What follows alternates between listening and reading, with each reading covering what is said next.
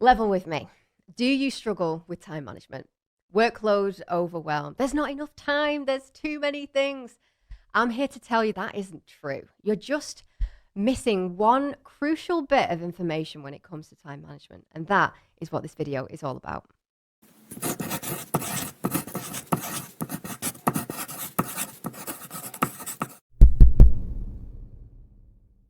Okay, let's get into it. This issue around time management.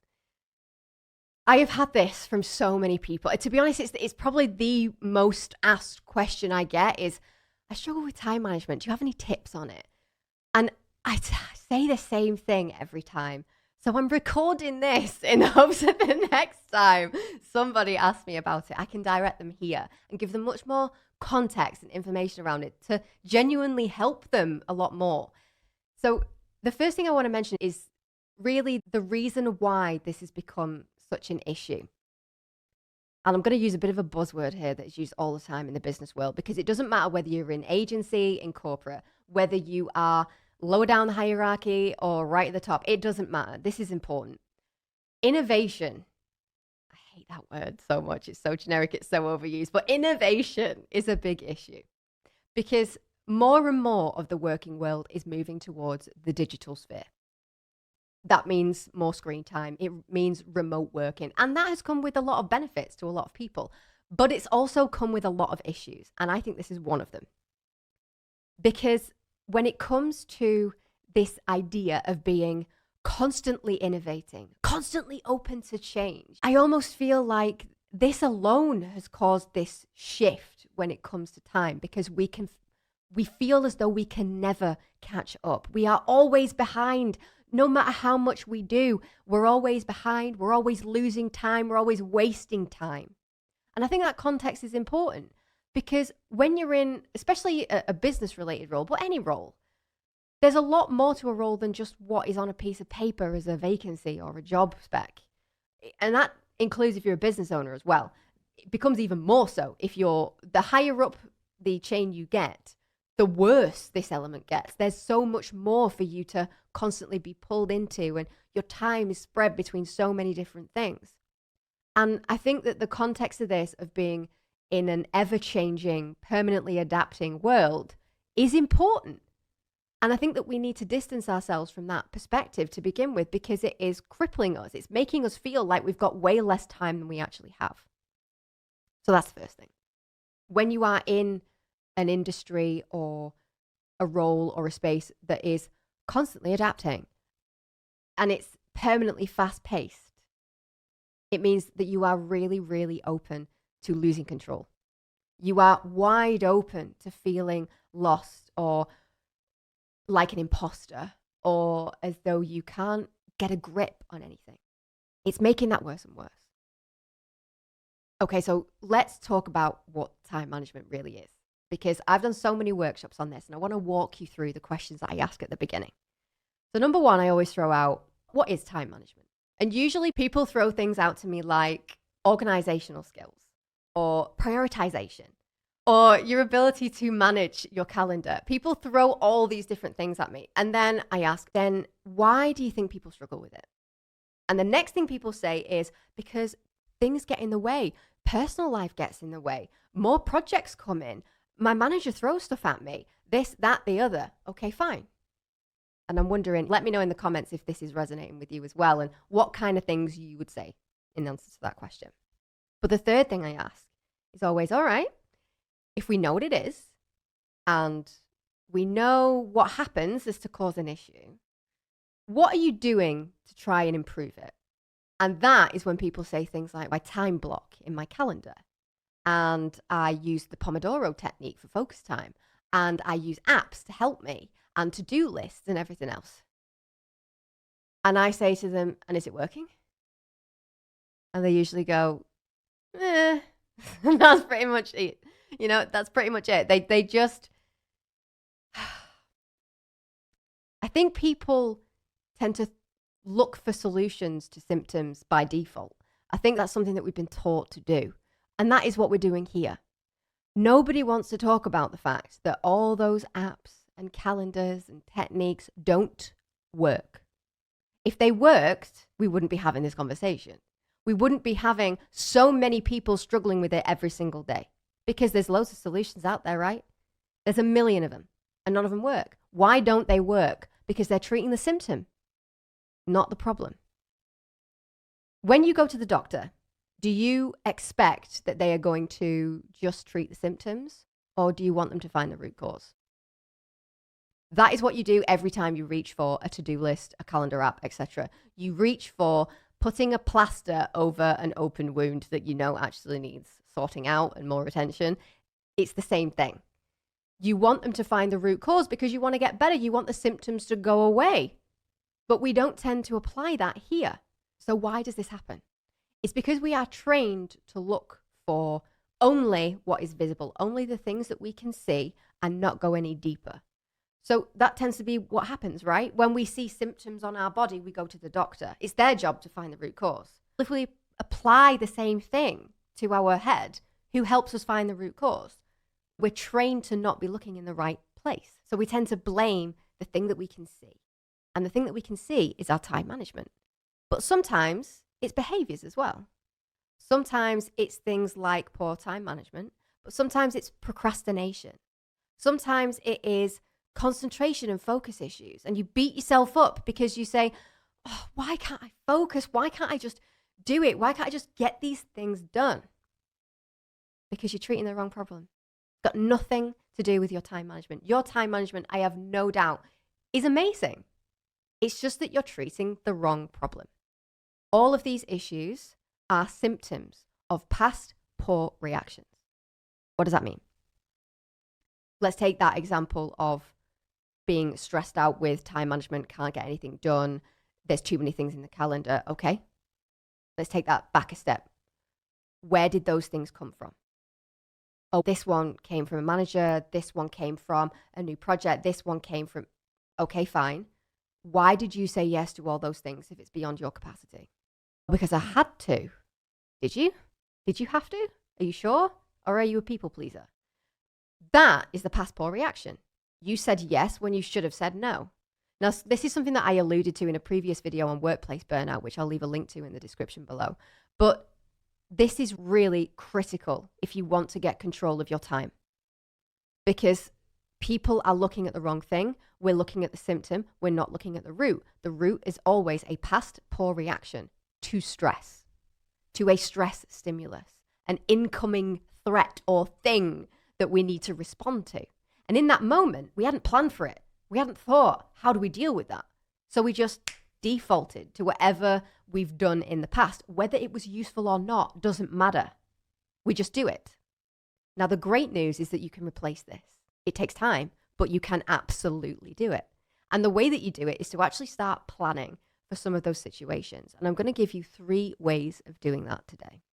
So the first thing that we've got to do is we've got to learn to communicate better. Now, when I talk about communication, I'm talking about your communication. I'm not talking about like communication lines and things like that. I'm talking about quite literally your communication, how you articulate certain things. I'm talking about knowing when to say no to certain things. I'm talking about learning to manage up and manage that expectation with somebody more senior, so that when an incoming threat of, oh my God, they're really senior, I better say yes, comes in, you don't just default to your old way of doing things. We want a new way of doing things that's more productive, more constructive. I'm talking about having difficult conversations. They might not be difficult in the grand scheme of things, but in that moment, they mean something to you because you're not having the best outcome. And because of that, that means that the way you are handling it is not ideal.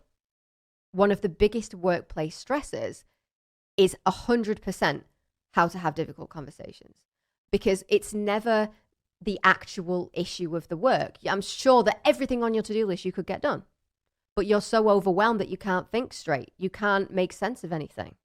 And so you end up distracting yourself with things and making excuses. I know you can do all of those things. I have complete confidence in you. The only issue is that earlier down the line, it was communication that was the issue. You either not being sure how to communicate no really effectively, or being able to communicate how much you had on your plate, or whatever it was. And the first thing I'll always say if you're entering any difficult conversation is know what you want to get out of it. It's always about, you will never hit any invisible metric in your head if you don't know what it looks like. So if you go into a conversation where you think, I don't feel any better after that, then stop and think, okay, how did I prep for it? What did I do beforehand? What did I think about? What did I strategize? How did you prep for that meeting? Because if you never thought what would a good outcome have been, then you were never going to hit it. It was completely invisible to you. So we need to bring visibility to that.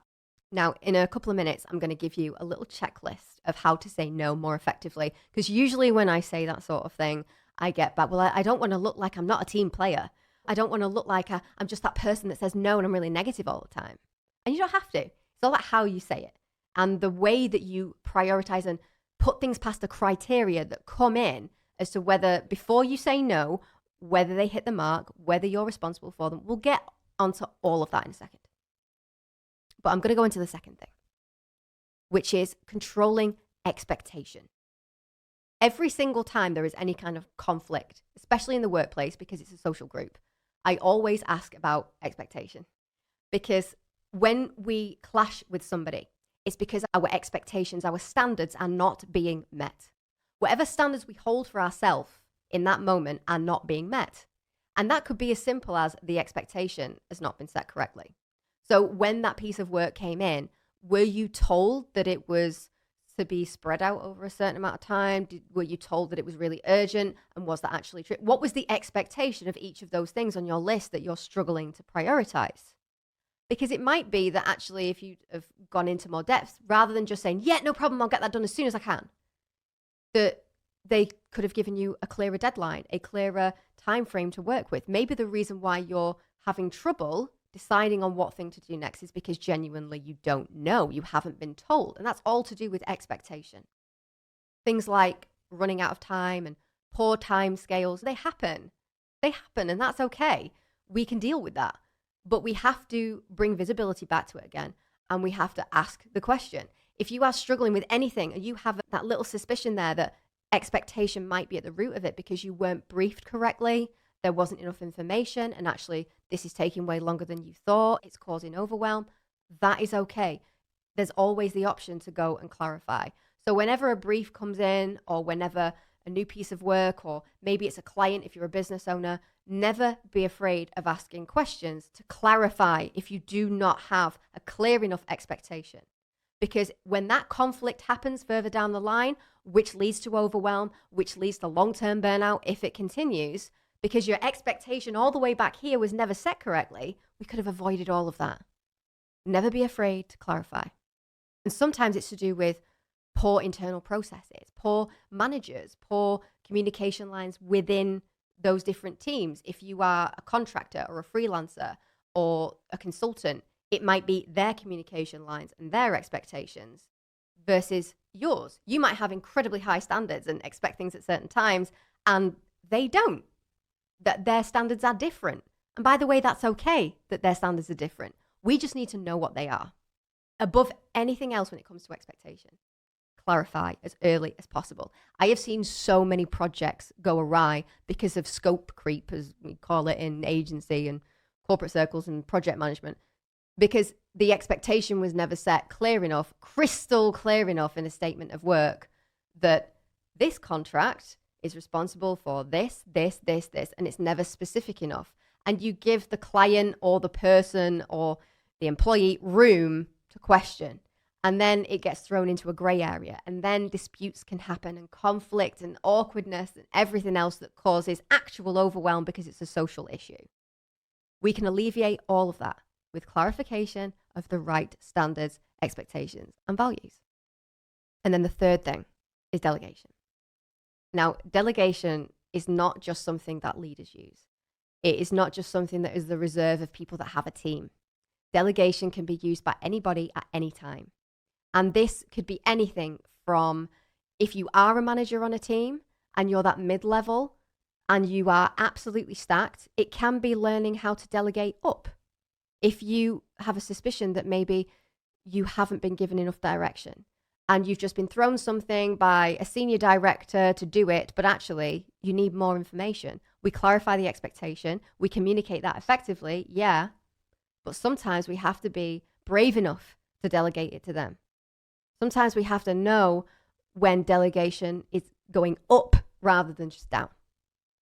If you are a business owner or a solopreneur or somebody that doesn't have a team, how can you delegate it in different ways? Get creative with delegation.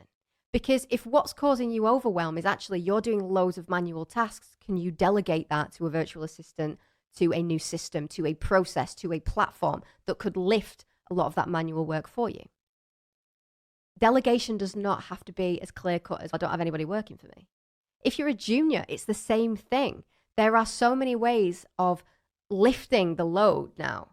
And I would really question you if you think there's no way that I can delegate. Okay, if you could, what would you do? Oh, well, if I had a person, then I'd give them this. Okay, that little group of things is where you start.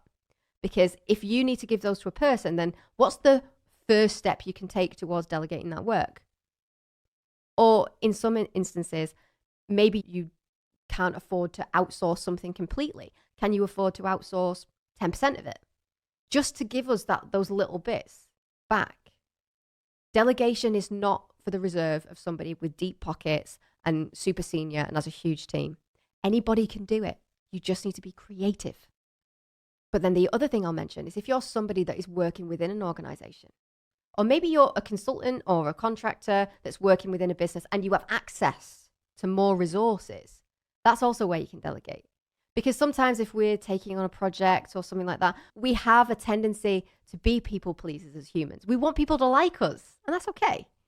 But it's really unproductive in this sort of situation. So what we can do is question, is this something that is part of my remit? Is this something that I would do, or does it best sit with somebody else's skill set? Because if you think that you have to do it because you've been past it, but it's going to take you a day, whereas if you pass it to somebody else, it's going to take them half an hour, there's a potential case there for delegation. And is there something that you can do in return? Can you lift something off of them? This is where you can delegate across rather than just up or down or to a platform or something like that. What resources do you have at your disposal that you can lean into? And finally, if there is any doubt in your mind when it comes to certainty, do not move forward until you've got it. So what I mean by that is if we come back to that point around communication and expectation, then if you think that there's a case for this to be given to somebody else, really, really clarify that, because that uncertainty is what will cause the overwhelm.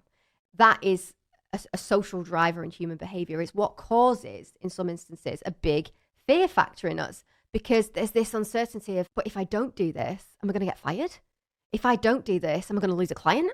If I don't do this, and that is what spirals, and that's what causes us to take on more and take on more.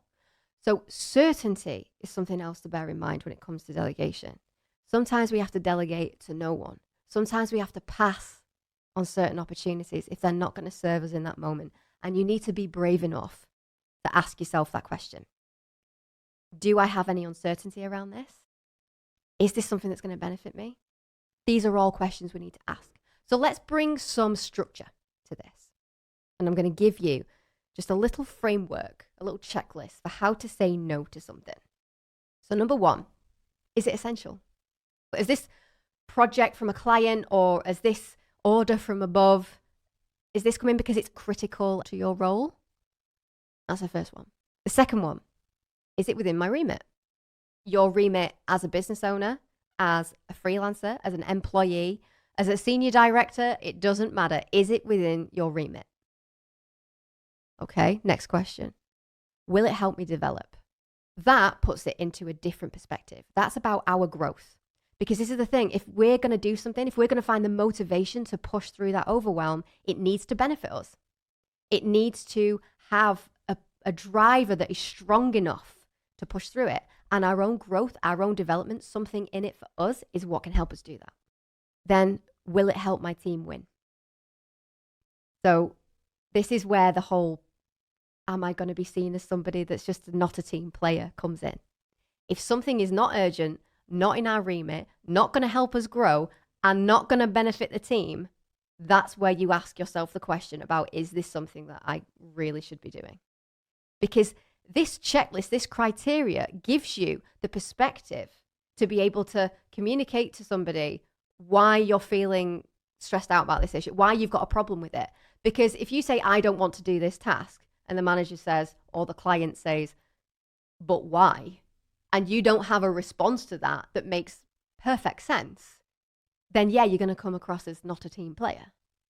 But if you say, well, it's not really that urgent, it's not really my responsibility, it would more sit with X, it's not going to help the team, I'm struggling to see why this is coming across my desk. Can you help me understand why this is such a priority? That comes across as somebody that's actually trying to help and actually puts you in a perspective of authority. Even in the lowest rung on the ladder, you can still position yourself as a professional. You're still a professional. You're still somebody that understands and values your time. And being able to confidently push back, communicate, set expectations, and delegate where necessary, that is what is going to help to alleviate some of that stress, that overwhelm, those time management issues. We need to get to the root cause. We need to then build you back up with more constructive patterns of behavior. And learning how to say no is a really effective way of doing that. Now, I could talk for ages on this idea of how to say no, but that's probably a different video. So if that's something that you would find really interesting, then by all means, drop it in the comments below and I will see what I can do in future. But for now, thank you so much for joining me. I really hope that you found this useful. Please use some of these questions and these techniques and let me know in the comments what you think of them, how you find using them. I really want to know. But thank you. I will see you next Monday. Have an amazing week. Take care of yourselves.